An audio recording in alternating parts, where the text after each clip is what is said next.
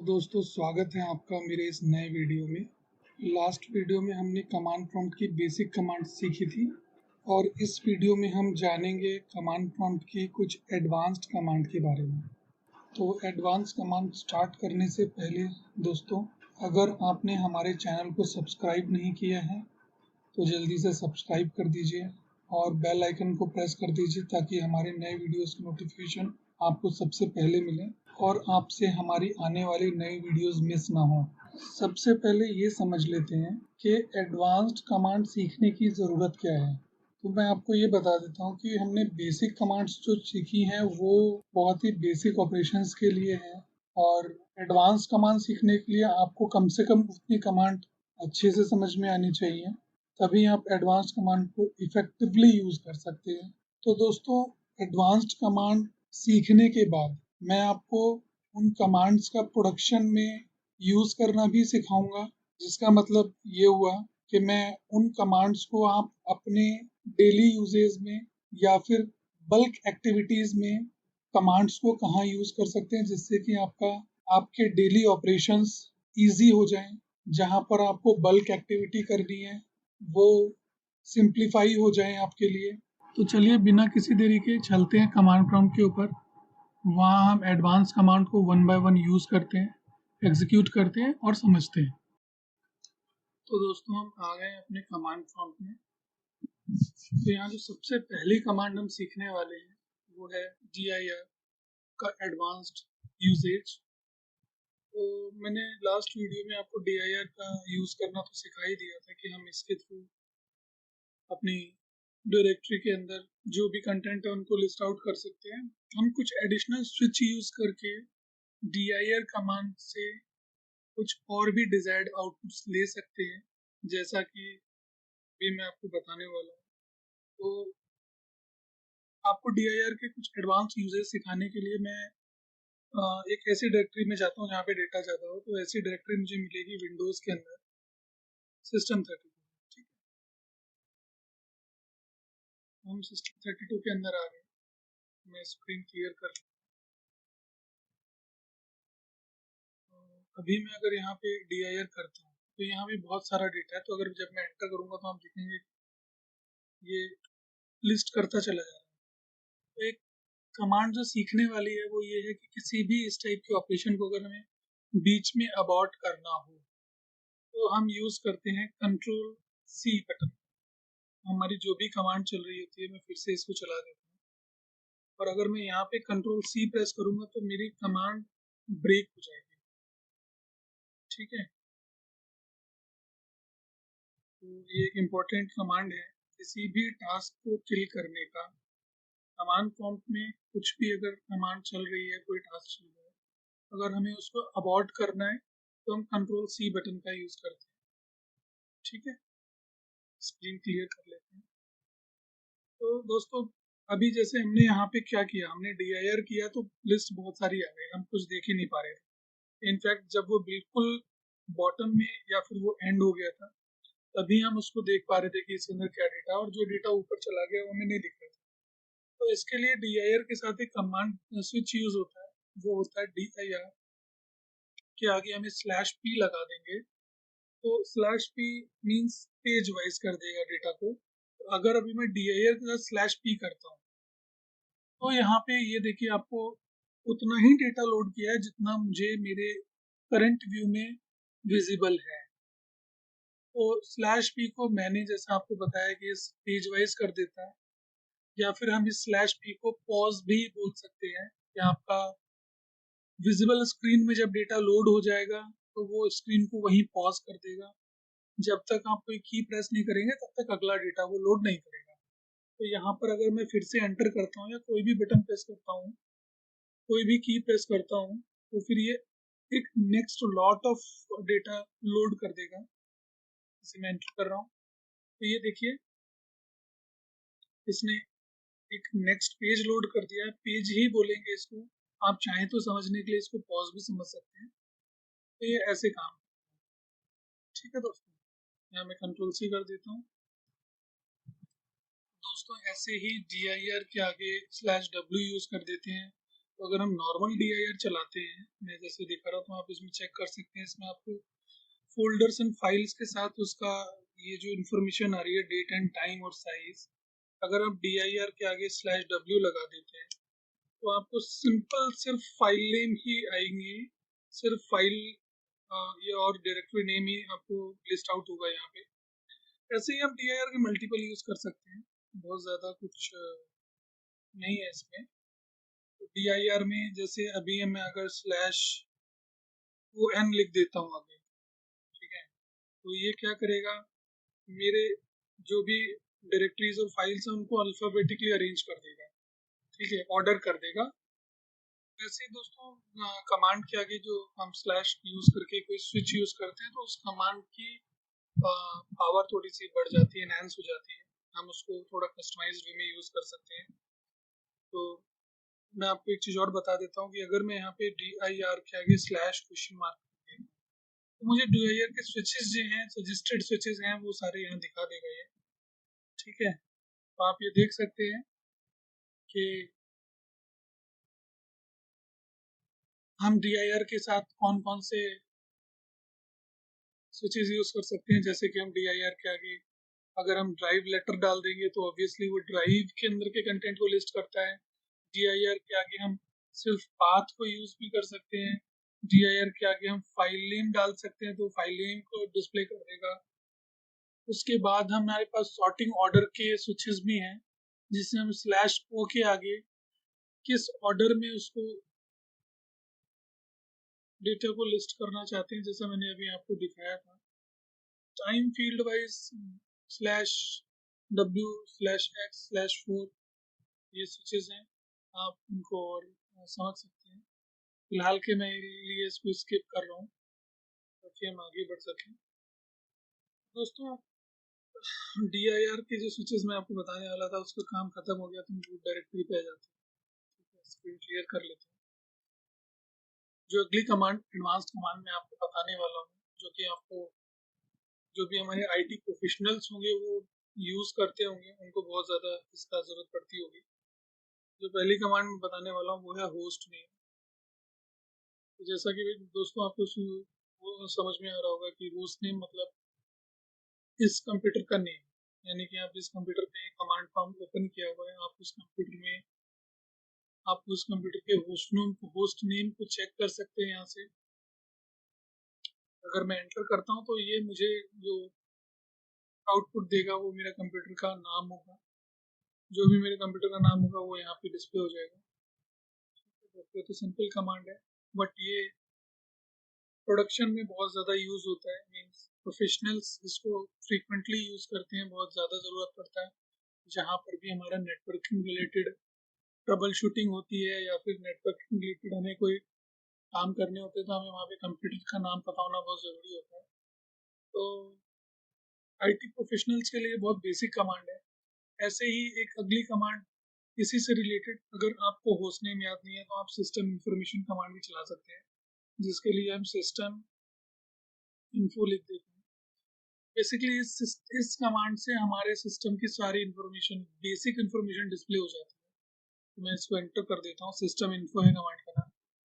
अगर मैं इसको यहाँ एंटर करता हूँ तो थोड़ा टाइम लगाएगा इंफॉर्मेशन गैदर करने में, बट ये मेरे सिस्टम की ऑलमोस्ट सारी इंफॉर्मेशन, जितनी भी टेक्निकल डिटेल्स एक एडमिनिस्ट्रेटर को चाहिए होती है, वो यहाँ ये दिखा देगा। जैसे कि कंप्यूटर का होस्ट नेम आ रहा है, ऑपरेटिंग सिस्टम क्या यूज हो रहा है, मेरे केस में विंडोज 10 प्रोफेशनल है, ऑपरेटिंग सिस्टम का वर्जन क्या है, बिल्ट वर्जन क्या है, ठीक है, माइक्रोसॉफ्ट कॉर्पोरेशन।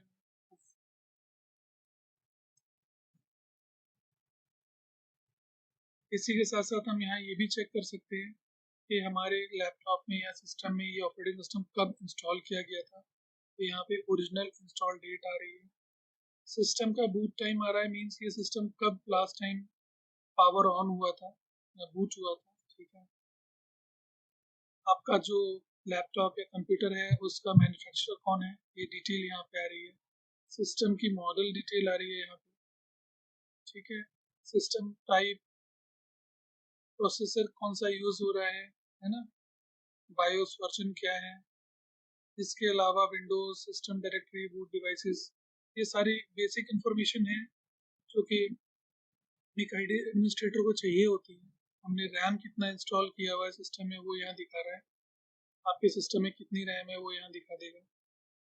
हालांकि इसको हम GUI से भी चेक कर सकते हैं, बट एक कमांड प्रॉम्प्ट के थ्रू सिस्टम इंफॉर्मेशन कमांड चला के आप चेक कर सकते हैं, है ना।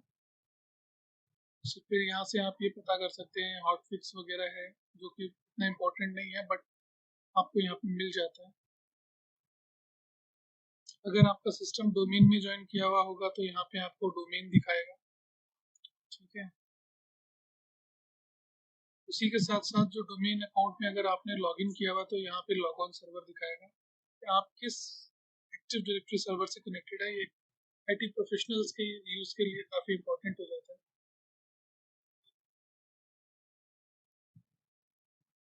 आपके सिस्टम में कितने नेटवर्क कार्ड इंस्टॉल्ड हैं, इस नेटवर्क कार्ड का करंट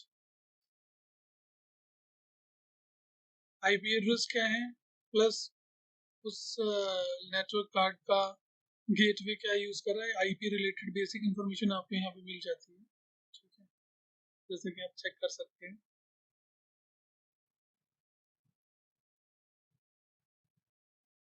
स्क्रीन क्लियर कर लेते हैं। अब जो नेक्स्ट कमांड मैं आपको बताने वाला हूँ वो है IP config। IP दोस्तों, IP config कमांड से हम ये पता कर सकते हैं कि हमारे सिस्टम, हमारे लैपटॉप या कंप्यूटर के लैन कार्ड्स में या फिर जो नेटवर्क अडेप्टर हैं उनको क्या IP मिले हैं। IP मिले हुए भी हैं या नहीं मिले हुए, DHCP में है या फिर स्टैटिक IP मिला हुआ है, तो वो सारी इन्फॉर्मेशन आप यहाँ IP config से ले सकते हैं। मैं इसको एंटर कर रहा हूँ तो दोस्तों यहाँ चेक कर सकते हैं मेरे लैपटॉप में एक ईथरनेट अडेप्टर है। आप चेक कर सकते, देख सकते हैं इसमें मीडिया डिस्कनेक्टेड आ रहा है, मीन्स ये अभी नेटवर्क में कनेक्टेड नहीं है, तो कोई IP नहीं है। दूसरा एक मेरे पास यहाँ पे VirtualBox host adapter host only network आ रहा है, इसमें भी ओके। इसमें यहाँ पे हमें IPv6 IP एड्रेस दिख रहा है, ठीक है। IPv4 एड्रेस ये दिख रहा है। तो IP config कमांड से हम अपने नेटवर्क की IP डिटेल्स को चेक कर सकते हैं। इसको एक और स्विच यूज करके और भी डिटेल्ड इंफॉर्मेशन ली जा सकती है, वो होती है IP config स्लैश ऑल। अगर कर देते हैं तो हमें कुछ और भी डिटेल्स आ जाती है, जैसे कि मैं जो कर रहा हूँ। तो आप देख सकते हैं अभी इस बार मेरे पास कुछ ज़्यादा बड़ी लिस्ट आ गई है। आप देख सकते हैं होस्ट नेम भी दिख रहा है, मेरे नेटवर्क कार्ड का मैक एड्रेस भी दिख रहा है, मुझे DHCP का स्टेटस दिख रहा है, वो इनेबल है या नहीं है, यस नो। अगर हमारे नेटवर्क कार्ड को IP एड्रेस असाइंड है तो उसके DNS डिटेल भी आती है। यहाँ पे आपको ये IPv6 डिटेल आ रही है, बट अगर मैं किसी और नेटवर्क अडेप्टर का देखता हूँ तो मुझे वहाँ पे ये देखिए यहाँ पे DNS सर्वर स्टैटिक दिख रहा है, DNS सर्वर IPv4 एड्रेस नजर आ रहा है। तो IP config स्लैश ऑल अगर हम यूज करते हैं तो हमें और भी डिटेल इंफॉर्मेशन मिल जाती है। तो दोस्तों, इसके बाद जो हम कमांड यूज करने वाले हैं या समझने वाले हैं वो है पिंग कमांड। पिंग कमांड का यूज कनेक्टिविटी चेक करने के लिए होता है। अगर कोई कंप्यूटर आपका नेटवर्क से कनेक्टेड नहीं है, यानी कि अगर उसमें इंटरनेट नहीं चल रहा है, वो सिर्फ एक स्टैंड अलोन कंप्यूटर है, उसका किसी और डिवाइस से, किसी और नेटवर्क से या किसी और कंप्यूटर से नेटवर्क से कोई कम्युनिकेशन नहीं हो रही, तो आपको पिंग की जरूरत नहीं पड़ेगी। बट अगर आपको नेटवर्क टेस्ट करना है, मीन्स आपका लैपटॉप अगर नेटवर्क में कनेक्टेड है, आपको चेक करना है कि वहाँ से कोई वेबसाइट पिंग हो रही है, कोई दूसरा लैपटॉप, कोई दूसरा network device, router, switch, firewall, उसको पिंग किया जा सकता है। दोस्तों, पिंग करने के लिए हमें उस डेस्टिनेशन या फिर जो भी हमारा डिवाइस जिसको हम चेक करना चाहते हैं, जिसके साथ कनेक्टिविटी, उसका IP एड्रेस या होस्ट नेम पता होना बहुत ज़रूरी है। तो मैं आपको फिलहाल के लिए गूगल के साथ कनेक्टिविटी, मेरे लैपटॉप में गूगल के साथ कनेक्टिविटी हो रही है या नहीं हो रही है, मैं ये चेक करके दिखा देता हूँ। तो उसके लिए जो कमांड है वो हम पिंग लिखेंगे, उसके आगे हम सिंपली गूगल .com लिख देते हैं और मैं एंटर करूंगा तो ये मुझे रिप्लाई देगा। ठीक है, अगर दोस्तों अगर ये रिप्लाई आ रहा है, ठीक है, बहुत ही बेसिक अगर कॉन्सेप्ट आपको बताता हूँ, अगर ये रिप्लाई आ रहा है और उस रिप्लाई के साथ आपको ये टाइम मिली सेकेंड्स में यहाँ दिख रहा है, इट मीन्स आपके लैपटॉप से जो भी डेस्टिनेशन एड्रेस आपने यूज किया है वो रीचेबल है, यानी कि उसकी कनेक्टिविटी है। अभी हाँ, इसमें एक चीज देख सकते हैं दोस्तों, ये मैंने जो पिंग किया है मेरे लैपटॉप में IPv6 एड्रेस यूज हो रहा है, इसीलिए आपको यहाँ पे कोई भी IP एड्रेस नहीं दिख रहा है, ये देखिए। ठीक है, तो दोस्तों मेरे लैपटॉप में बाय डिफॉल्ट IPv6 यूज हो रहा है, तो हमारे पास एक स्विच यूज हम कर सकते हैं जिससे कि हम IPv4 के थ्रू कनेक्टिविटी भी चेक कर सकते हैं। अगर आपको IPv6 और IPv4 के बारे में नहीं पता है तो आप मुझे कमेंट बॉक्स में बता दीजिएगा, मैं उसके ऊपर एक डिटेल्ड वीडियो बना दूंगा सेपरेटली, सो दैट आप उसको समझ सकें। वैसे एक मैं डिफरेंट सीरीज पे ऑलरेडी काम कर रहा हूँ जिसमें अभी हम ऑपरेटिंग सिस्टम इंस्टॉलेशन ही कवर कर पाए हैं। उसके बाद जब हम ऑपरेटिंग सिस्टम के डिटेल रिव्यू में जाएंगे तो वहाँ पे मैं इस चीज़ को कवर कर लूँगा। फिलहाल के लिए मैं आपको कमांड बता देता हूँ। अगर मैं पिंग के आगे स्पेस -4 ये लिख देता हूँ और तब मैं गूगल को पिंग करता हूँ, ठीक है, तो ये मेरा IPv4 एड्रेस यूज करके कनेक्टिविटी चेक करेगा, यानी कि मुझे यहाँ पे ऐसे एड्रेस आने की जगह IP एड्रेस आने शुरू हो जाएंगे। ऐसे ही दोस्तों अगर आप पिंग को अगर पिंग के आगे -6 यूज कर देते हो और तब अगर आप पिंग करोगे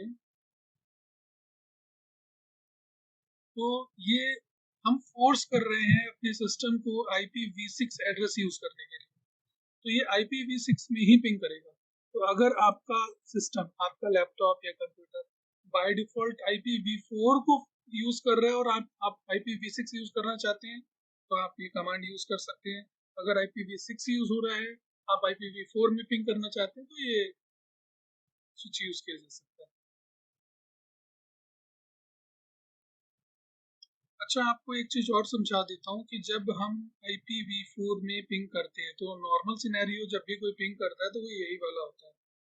दोस्तों यहाँ पे ये जब हम कोई पिंग करते हैं किसी भी एड्रेस को तो ये देखिए कुछ चीजें आती है। सबसे पहले तो ये दिखा रहा है कि पिंगिंग google.com, ठीक है, यानी कि हमने जो एड्रेस डाला है ये उसको पिंग कर रहा है।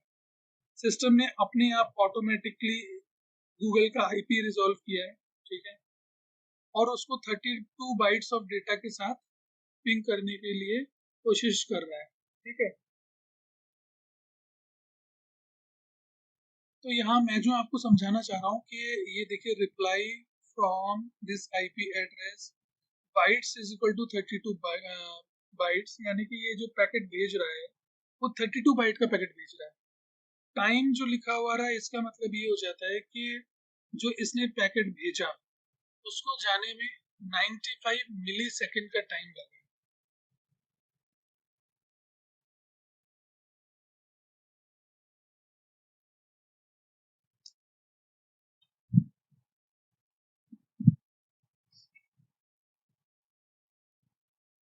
इसके बाद जो ये TTL लिख के आ रहा है 114, तो ये जो TTL है, TTL यहाँ पे आ रहा है 114, TTL की फुल फॉर्म होती है टाइम टू रिलीव, यानी कि जो पैकेट है उसकी लाइफ को डिफाइन कर रहा है ये बेसिकली। क्योंकि देखिए ऐसा नहीं हो सकता, या आई थिंक उसमें चैलेंज होगा कि अगर हम पिंग कर रहे हैं और पैकेट हमारा गया और हमें रिप्लाई मिल गया और वो पैकेट हमारे पूरे इंटरनेट में इधर उधर ही घूमता रहेगा, तो इसीलिए उसकी एक वैलिडिटी डिफाइन की जाती है कि इतने टाइम के बाद या इतने होप्स अटेम्प्ट करने के बाद ये पैकेट कोलैप्स कर जाए या खत्म हो जाए, उसकी लाइफ एंड हो जाए, सो दैट कंजेशन भी नहीं होगा हमारे नेटवर्क में, ट्रैफिक भी नहीं होगा और फॉल्स में भी कुछ इस टाइप के फॉल्स सिग्नल्स भी मिल सकते हैं या कुछ फॉल्स रिप्लाई भी आ सकते हैं। इसके लिए TTL को यूज किया, यहाँ पे यूज किया हुआ है। तो ये TTL का कोई स्टैंडर्ड नहीं है, ये हर सिस्टम के साथ कभी कभी वेरी करता है। अभी मैंने जैसे google.com को पिंग किया है तो ये 114 आ रहा है। अभी मैं अगर कोई और एड्रेस पिंग करूँ तो हो सकता है कोई और यहाँ पे मैं याहू को पिंग करने की कोशिश करता हूँ, yahoo.com। मैं चेक करता हूँ वहाँ कितना आ रहा है, तो आप देख सकते हैं यहाँ TTL 51 आ रहा है। तो बेसिकली ये जो TTL है ये आपके पैकेट की लाइफ लाइफ को डिफाइन करता है, आप ऐसा कह सकते हैं कि वो कितने होप्स में जाके अटेम्प्ट करेगा। ठीक है, तो मान लीजिए वो पैकेट गया और उसने पहला अटेम्प्ट किया और वो अटेम्प्ट फेल हो गया, तो उस अटेम्प्ट में ये 51 की जगह 50 रह जाएगा। फिर वो पैकेट कहीं और जाएगा, तो वो सेकंड अटेम्प्ट जब होगा तो वहां पे अगर वो सक्सेस रहा तो ठीक है, हमें रिप्लाई मिल जाएगा। अगर सक्सेस नहीं हुआ तो उसका काउंट 50 हो जाएगा। तो ऐसे होप्स जब अपने नेक्स्ट होप के पास जाता है तो टीटीएल एक कम हो जाता है, और ये टीटीएल अगर बिल्कुल ही कम हो जाएगा, जीरो हो जाएगा, तो हमारे पास रिप्लाई नहीं आता है। आई थिंक आपको समझ में आ गया होगा। दोस्तों, पिंग कमांड का एक चीज और बता दूं कि जब हम कभी भी किसी भी एड्रेस को पिंग करते हैं, मान लीजिए मैं गूगल को पिंग करता हूँ, तो ये देखिए, आप देख रहे होंगे कि ये सिर्फ 4 अटेम्प्ट करता है ना, 1 2 3 4, यानी कि इसने 4 पैकेट भेजे, 4 रिसीव हुए सक्सेसफुल। अभी अगर हम यहाँ पे एक स्विच यूज कर देते हैं, इसी कमांड के आगे स्पेस -t लगा देंगे, तो दोस्तों ये 4 अटेम्प्ट करने की जगह कंटिन्यूअसली इसको पिंग करता रहेगा। अगर मैं इसको एंटर कर देता हूँ, जब तक मैं इसको अबॉर्ट नहीं करता हूँ, जब तक मैं इसको ब्रेक नहीं करता हूँ, तब तक ये कंटिन्यूअसली इसको पिंग करता रहेगा। मैं इसको कैंसिल कर देता हूँ, तो ये -t लगाने से उसकी टाइम की वैलिडिटी जो है वो इनफाइनाइट हो जाती है। वो जब तक हम उसको अबॉर्ट नहीं करेंगे, जब तक हमारा सिस्टम चल रहा है, वो उस एड्रेस को पिंग करता रहेगा, चाहे वो रिप्लाई आए या नहीं। तो जिस केस में हमें ना ज़्यादा टाइम तक मॉनिटरिंग की ज़रूरत होती है, तो हम -t कमांड यूज़ करते हैं प्रोडक्शन इन्वायरमेंट में। आई थिंक मैक्सिमम लोग ये जानते होंगे, जो भी आईटी में काम करते हैं, या फिर नॉर्मल लोगों को भी पता होगा। इसी में एक चीज और कर सकते हैं, अगर हमें अपने रिप्लाई के काउंट्स ना तो डिफॉल्ट रखने हैं ना अनफाइनाइट रखने हैं, यानी कि हम कुछ डिजायर्ड वैल्यू यूज करना चाहें, तो उस केस में हम क्या कर सकते हैं? तो उस केस में हम इस टी की जगह एन कर देते हैं, यानी कि हमने नंबर डाल दिया और हम कोई भी वैल्यू यहाँ डाल सकते हैं। मान लीजिए मैं यहाँ लिख देता हूँ 6। ठीक है, तो अब ये क्या करेगा, 6 बार उस एड्रेस को पिंग करने के लिए ट्राई करेगा। 6 अटेम्प्ट होंगे, आप चेक कर सकते हैं, 1 2 3 4 5 6। ठीक है, ये देखिए 6 बार हुआ। तो हम इस कमांड से, अपने पिंग कमांड में अगर ये स्विचेस यूज करेंगे, तो हम नंबर ऑफ अटेम्प्ट्स पिंग करने के लिए, नंबर ऑफ रिप्लाईज कितने मिलने वाले हैं, कितने मिलने चाहिए, हम वो डाल सकते हैं। ज्यादातर दोस्तों इस एक रिप्लाई का जो वैलिडिटी होती है वो 1 सेकंड की होती है, लेकिन ये अगर आपकी कनेक्टिविटी अच्छी है तब।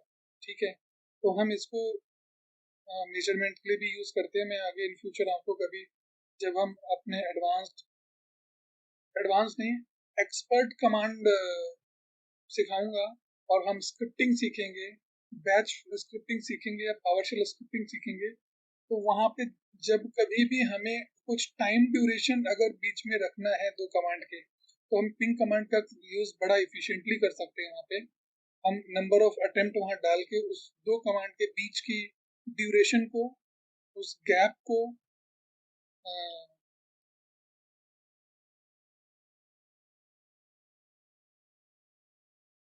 डिफाइन कर सकते हैं। ठीक है, तो फिलहाल के लिए पिंग कमांड में इतना ही। इसके बाद जो अगली कमांड मैं आपको बताने वाला हूँ वो है ट्रेस रूट। तो दोस्तों, जैसे हमने पिंग कमांड देख लिया, ये हमें एंड टू एंड कनेक्टिविटी दिखा देती है, बट कई बार हमें ये जानने की जरूरत होती है कि हमारा जो कनेक्टिविटी पाथ है उसके बीच में कौन कौन से कितने डिवाइसेस हैं, कैसे जा रहा है, या हमें कनेक्टिविटी नहीं मिल रही है तो हमें ये जानने की जरूरत होती है हम कहाँ तक पहुँच पा रहे हैं। यानी कि अगर जैसे मान लीजिए मैं अपने घर में बैठा हुआ हूँ, तो मेरा लैपटॉप मेरे घर के राउटर से कनेक्टेड है, मेरा घर का राउटर मेरे एरिया के आईएसपी प्रोवाइडर के किसी राउटर से कनेक्टेड होगा, और मेरे एरिया का जो राउटर होगा, आईएसपी का राउटर होगा, वो मेरे सिटी के राउटर के आईएसपी के राउटर से कनेक्टेड हो सकता है, और सिटी वाला स्टेट लेवल पे हो सकता है, स्टेट वाला कंट्री लेवल पे हो सकता है, और भी आगे ऐसे ही हो सकता है, क्योंकि गूगल मेरे इंडिया में नहीं रखा हुआ है सर्वर।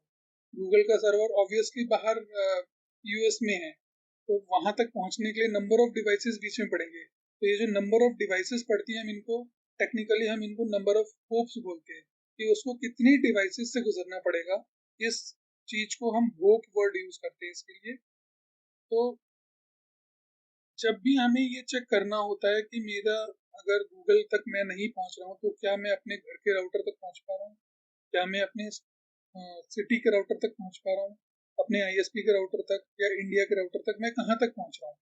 तो इस चीज के लिए हम बड़ी ट्रेसरूट कमांड का यूज करते हैं, जो बहुत ही इंपॉर्टेंट और अच्छी कमांड है इस चीज के लिए। तो कमांड जो है वो TARCERT, ठीक है। और इसके आगे हमें जो भी एड्रेस यूज करना हो, अगर मैं google.com डाल देता हूँ, तो google.com एंटर करेंगे तो ये हमारे जो भी हमारे डेस्टिनेशन एड्रेस है वहां तक पहुंचने के लिए इसको कौन कौन से होप से होके गुजरना पड़ रहा है, वो ये दिखा रहा है। देखिए पहला होप ये आया, मेरे लैपटॉप में ये IPv6 एड्रेस आ रहा है। मैं अभी इसको भी फोर्स करूंगा IPv4 एड्रेस यूज करने के लिए, तो आपको अच्छे से समझ में आएगा। ये देखिए इसने कनेक्टिविटी बनाई, बट ये यहाँ पे आके रिक्वेस्ट टाइम आउट आ गया, यानी कि ये अटेम्प्ट किया होगा, फेल हो गया। अब ये दोबारा उसको ट्राई करता है। तो दोस्तों इसमें हर होप के लिए 30 अटेम्प्ट होते हैं, ठीक है। अगर वो उस डिवाइस को रीच नहीं कर पाता है, तो वो 30 टाइम्स री अटेम्प्ट करेगा फेल होने से पहले।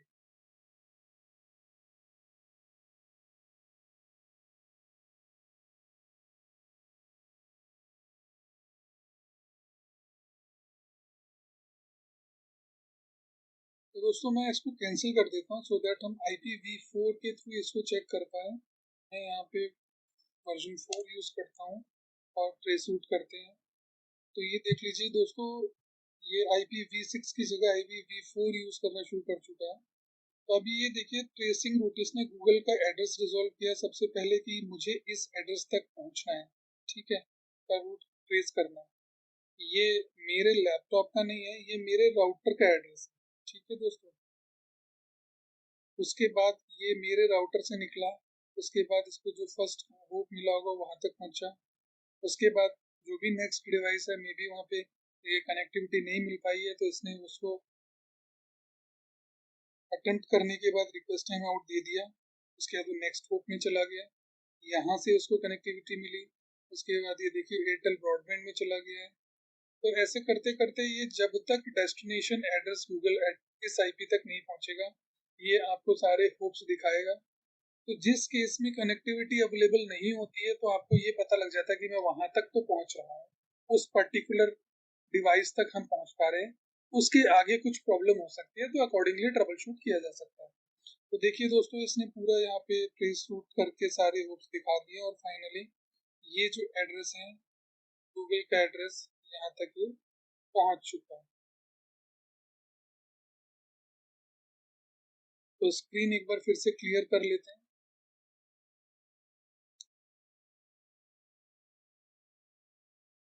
अगली कमांड जो मैं आपको बताने वाला हूँ वो है पाथ पिंग। पाथ पिंग कोई बहुत ही ज्यादा एक्सक्लूसिव कमांड नहीं है, ये पिंग और ट्रेस रूट का मिक्स्ड कमांड है। तो ये बेसिकली आपका कनेक्टिविटी भी दिखाती है और ट्रेस रूट भी करती है। तो अगर मैं पाथ पिंग google.com कर देता हूँ, तो ये देखेंगे आप, ये ट्रेस रूट भी करेगा और पिंग भी करेगा, ये आपके दोनों काम एक साथ कर देता है। ये बेसिकली पाथ पिंग जो है, पिंग करते हुए पाथ तक जाने का आप समझ सकते हैं इसको। हालांकि अगर आप पिंग और ट्रेस रूट दोनों कमांड जानते हैं, तो आपको इस कमांड को जानने की जरूरत नहीं है।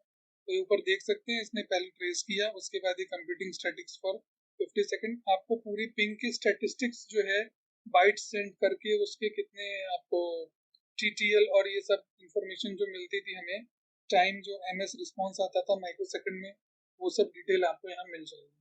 चेक कर लेते हैं, थोड़ा सा वेट कर लेते हैं। तो दोस्तों ये कमांड यहाँ कंप्लीट हो गई। तो थोड़ा सा पिंग से एडवांस्ड है ये। हालांकि इसमें आपको अगर पिंग और ट्रेस रूट आता है तो आप ये कमांड यूज करने की कोई जरूरत नहीं है, लेकिन ये यूज भी कर सकते हैं, आपको बस डिटेल इसको समझना आना चाहिए। बढ़ते हैं, इसको मैं स्क्रीन क्लियर कर देता हूँ, इससे आगे हम कमांड में बढ़ते हैं। तो फ्रेंड्स, जो अगली कमांड हम देखने वाले हैं वो है net state. Net state command basically आपके नेटवर्क की इंफॉर्मेशन देता है। नेटवर्क इन द सेंस आपका लैपटॉप नेटवर्क के थ्रू कौन कौन सी सर्विसेज कौन कौन से एड्रेसेस से कनेक्टेड है। अगर मैं यहाँ पे एंटर करता हूँ तो आप ये देख सकते हो कि जो इंफॉर्मेशन आ रही है वो इंफॉर्मेशन बेसिकली ये दिखाएगा कि आपका लैपटॉप किस पोर्ट पे किस दूसरे आईपी के साथ किस प्रोटोकॉल को यूज करके किस पोर्ट पे कनेक्टेड है या नहीं है। तो ये बेसिकली आपके सारे नेटवर्क सेशंस को दिखा देता है। ठीक है, अभी आप जैसा चेक कर सकते हो, मेरा laptop TCP IP protocol use करके ये वाला जो आईपी है यहाँ से इस पोर्ट से निकल रहा है, और फॉरेन कोई भी मतलब एक्सटर्नल आईपी कोई भी ये है उसके साथ इस पोर्ट पे इस प्रोटोकॉल को यूज करके कनेक्टेड है। ठीक है, अगली कमांड जो मैं आपको बताने वाला हूँ वो है क्वेरी सेशन। ये भी बहुत इंपॉर्टेंट कमांड है, बड़ी अच्छी कमांड है और ट्रबल शूटिंग के लिए बहुत यूज होती है। तो QUERYSESSION सेशन, इस कमांड से हमें ये पता लगता है कि हमारे एक सिस्टम में कौन कौन यूजर लॉगिन है। जैसा कि आपको पता होगा कि हम टास्क मैनेजर में जाके ये चेक कर पाते हैं। दोस्तों, यहाँ आप देख पा रहे हो, यहाँ पे टास्क मैनेजर में हम यूजर्स में जाके जैसे यूजर चेक कर सकते हैं, ऐसे ही हम अगर क्वेरी सेशन चलाते हैं तो ये हमें यहाँ पे ये दिखा देता है कि हमारे सिस्टम में कौन कौन लॉगिन है। इसका यूज सर्वर्स पे ज्यादातर होता है। ठीक है, क्योंकि सर्वर में हो सकता है कि वहाँ एक से ज्यादा यूजर लॉगिन हो और आपको चेक करना पड़े। तो वैसे तो एक सिंपल मोड है ऑब्वियसली कि आप कमांड टास्क मैनेजर ओपन करके वहां से चेक कर सकते हैं, किसी भी यूजर को वहां से लॉग आउट कर सकते हैं। लेकिन दोस्तों, कभी कभी आपको जरूरत पड़ती है कि रिमोटली आपको ये चेक करना है, कमांड प्रॉम्प्ट के थ्रू आपको चेक करना है। हम इसका यूज भी बताऊंगा मैं आपको। और एक चीज तो मैं अभी ही बता देता हूँ कि हमने क्वेरी सेशन से हम ये चेक कर लेते हैं कि कौन यूजर लॉगिन है। ठीक है, और आप ये देख पा रहे हो सेशन आईडी बनी हुई है ये। अगर आप एक और कमांड यूज करते हो लॉग ऑफ, ठीक है, और उसके आगे सिंपली आप आईडी लिख देते हो, जैसे अगर मैं 1 लिख देता हूँ तो इस कमांड से ये वाला यूजर लॉग ऑफ हो जाएगा। तो यानी कि अगर आप किसी सिस्टम में रिमोटली कनेक्ट कर रहे हो कमांड प्रॉम्प्ट के थ्रू, तो वहां पे आप क्वेरी सेशन से ये चेक कर सकते हो कि उस सिस्टम में आपका कौन कौन यूजर लॉगिन है, और आप उनको force login space slash F कर दोगे तो ये लॉगिन करे लॉग ऑफ करेगा फोर्सफुली। तो क्वेरी सेशन से हमें ये पता लग जाता है कि हमारे सिस्टम में कौन कौन लॉगिन है, मीन्स कौन सा यूजर लॉगिन है, और हमें उसकी आईडी दिख जाती है यहाँ पे। ठीक है, स्टेटस आता है एक्टिव है या डिस्कनेक्टेड है। DISC means disconnected, active means obviously वो यूजर अभी एक्टिव है, लॉगिन है। इसके बाद अगर हम लॉग ऑफ कमांड यूज करके हम सिंपली आईडी डाल देते हैं ऐसे, तो वो हम उस अकाउंट को लॉग आउट कर सकते हैं। लॉग ऑफ अगर मैं 1 लिख देता हूँ तो लॉग ऑफ हो जाएगा। कभी भी अगर आप सिर्फ लॉग ऑफ लिखेंगे तो करंट यूजर लॉग ऑफ होता है। करंट यूजर मतलब आप जिस अकाउंट से लॉगिन होंगे उसको वो लॉग ऑफ कर देगा। जैसे कि अगर मैं अभी लॉग ऑफ कर देता हूँ तो मेरा लैपटॉप लॉग ऑफ हो जाएगा, मुझे फिर से लॉगिन करना पड़ेगा, जो कुछ भी चल रहा है सब बंद हो जाएगा। तो हमें यहाँ पे आईडी यूज करनी होती है। अगर हम आईडी यूज करेंगे तो फिर अगर मान लीजिए मैं 1 लिखता हूँ तो ये इस यूजर को लॉग ऑफ करता है, और यहाँ मान लीजिए बहुत सारे यूजर आ रहे हो तो हमें कौन सा यूजर लॉग ऑफ करना है उसका आईडी हम यहाँ पे डाल देते हैं। प्लस स्लैश एफ यूज करने से वो उसको फोर्स भी करता है। यानी कि आपने देखा होगा, आप कभी लॉग ऑफ करते हो शट डाउन करते हो तो जो प्रोग्राम खुले हुए होते हैं उनके लिए कभी कभी आपको मैसेज आता है कि do you want to forcefully close the application. तो ये /f मतलब फोर्सफुली लॉग ऑफ करेगा, जितने भी एप्लीकेशन चल रही होंगी सबको किल कर देगा, फोर्सफुली क्लोज कर देगा और लॉग ऑफ कर देगा। तो ये प्रोडक्शन में काफी जरूरत पड़ता है। कई बार ऐसा होता है कि सर्वर्स लॉग ऑफ नहीं होते हैं, तो हम /f कमांड के थ्रू किसी भी यूजर को लॉग ऑफ करते हैं। अभी के लिए मैं कुछ नहीं करने वाला, क्योंकि मैं सिर्फ अपने ही यूजर से लॉगिन हूँ और मैं अभी अफोर्ड नहीं कर पाऊंगा। ठीक है दोस्तों, अब जो अगली कमांड मैं आपको बताने वाला हूँ वो है net sh adv firewall show profile show all profiles। ठीक है, तो दोस्तों ये जो कमांड है, इस कमांड के थ्रू आपके सिस्टम की फायरवॉल्स के स्टेटस आप चेक कर सकते हैं। ये काम कंट्रोल पैनल में फायरवॉल में जाके भी हो सकता है, बट यहाँ से भी आप चेक कर सकते हैं। कमांड पता होने का फायदा ये कि आप रिमोटली किसी और सिस्टम का भी कर पाओगे। मैं आपको सिखाऊंगा आगे कि ये काम कैसे किया जा सकता है, आप रिमोटली किसी सिस्टम का स्टेटस कैसे चेक कर सकते हैं। तो मैं इसको एंटर कर देता हूँ। तो यहाँ पे देख सकते हो, यहाँ पे आपके पास स्टेट आ गया है, प्रोफाइल का डोमेन प्रोफाइल सेटिंग ऑन दिख रहा है, प्राइवेट सेटिंग प्रोफाइल सेटिंग भी ऑन दिख रहा है, और नीचे जाते हैं पब्लिक प्रोफाइल सेटिंग ये भी ऑन आ रहा है। अब अगर हमें ये प्रोफाइल स्टेटस तो चेक कर लिया हमने, जो मैं दूसरी कमांड बताने वाला हूँ उस कमांड के थ्रू आप इसको ऑफ भी कर सकते हैं। ठीक है, ऑफ करने का सबसे पहला जो स्टेप है वो ये है कि आपका कमांड प्रॉम्प्ट एडमिनिस्ट्रेटिव प्रिविलेज के साथ ओपन होना चाहिए। ठीक है, आपके पास जिस भी सिस्टम के फायरवॉल को आप ऑफ करने वाले हो उस सिस्टम की एडमिनिस्ट्रेटिव प्रिविलेज होनी चाहिए, तभी ये कमांड काम करेगी। कमांड जो है आप उसको सिंपली जो आपने net sh adb firewall space show all profile किया था, शो की जगह हम सेट कर देते हैं, क्योंकि अब हम देखने नहीं वाले, हम सेट करने वाले हैं। और इसके आगे प्रोफाइल्स के आगे हम STATE स्पेस ऑफ लिख देते हैं। अगर मैं इसको एंटर कर दूंगा तो मेरे सिस्टम की फायरवॉल ऑफ हो जाएगी। मैं दोबारा फिर से शो वाली कमांड चला के चेक कर लेता हूँ। ये देखिए, ये देखिए, ये भी ऑफ हो गया, ये भी ऑफ हो गया और ये भी ऑफ हो गया। तो दोस्तों इसका जो फायदा है वो ये है कि देखिए कितनी इजीली हमने फायरवॉल को ऑफ कर दिया है। आई एम श्योर आपको पता होगा कि ये वहां से भी हो सकता है कंट्रोल पैनल के थ्रू फायरवॉल में जाके, लेकिन वहां जो जितना टाइम लगता है और यहाँ जितना टाइम लगता है उस डिफरेंस में आप समझ सकते हो। फिर भी अपनी कन्वीनियंस के हिसाब से आप वहां से करिए, यहाँ से कीजिए। इसका यूज रिमोटली कैसे होता है वो मैं और आगे बताऊंगा, जैसा कि मैंने आपको बताया।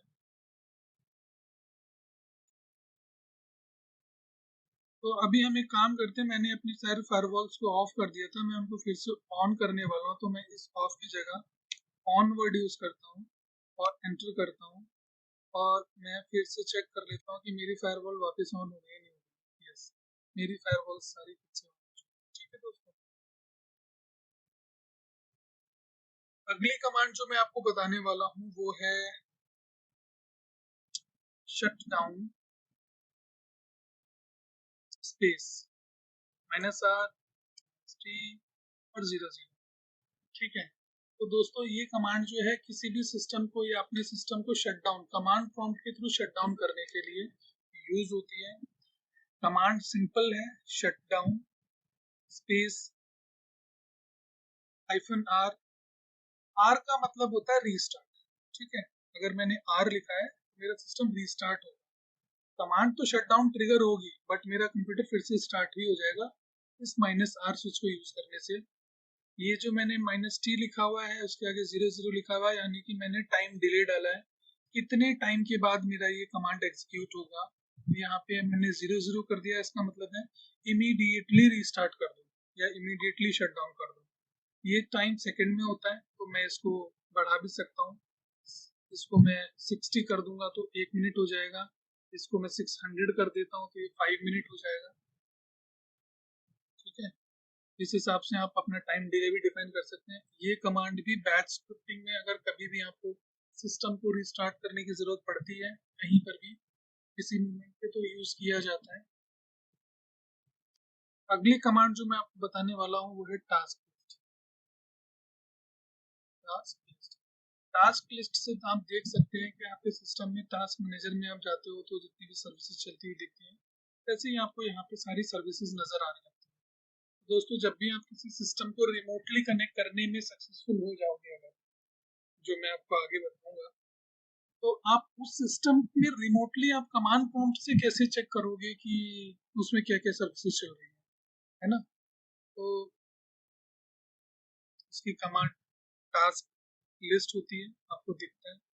हम किसी भी टास्क को क्लोज भी कर सकते हैं, जैसे हम अपने टास्क मैनेजर के थ्रू एंड टास्क करते हैं सर्विस को, ऐसे हम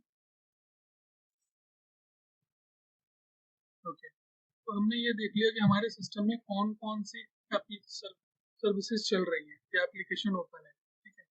अगर हमें इनको क्लोज करना हो, किल करना हो, तो इसके लिए भी बड़ी अच्छी कमांड है, टास्क किल /PID। ये जो नंबर है ये PID है, यानी प्रोसेस आईडी है। आपको दिखा दे, ये देखिए, ये नेम है, ये PID है, ठीक है। तो हम यहाँ नीचे आ रहे हैं वापस। मैं आपको ये वर्ड फाइल क्लोज करके दिखा रहा हूँ। हमारे पास, मैंने वर्ड खोला हुआ है स्पेशली, और मैं यहाँ पे इसका PID यूज करने वाला हूँ। इसको हमने पेस्ट कर दिया। ये मैंने कैसे किया ये भी मैं आपको बता देता हूँ, अगर आपको नहीं पता। कमांड प्रॉम्प्ट में आप कुछ भी ऐसे सिलेक्ट करके राइट क्लिक करते हो तो कॉपी हो जाता है, और फिर आप उसको राइट क्लिक करेंगे तो वापस पेस्ट हो जाता है। जैसे मैं राइट क्लिक कर रहा हूँ तो पेस्ट होता चला, और हम एंटर कर देते हैं। ये देखिए, success send terminated signal to the process with PID इतना इतना 13368, यानी कि आपको नहीं दिख रहा होगा, लेकिन बैकग्राउंड में मेरी वर्ड फाइल क्लोज हो चुकी है। ऐसे ही हम कुछ, अब मैं इनफैक्ट आपको दोबारा टास्क लिस्ट करके दिखा देता हूँ, वहाँ वर्ड नहीं दिखेगा आपको।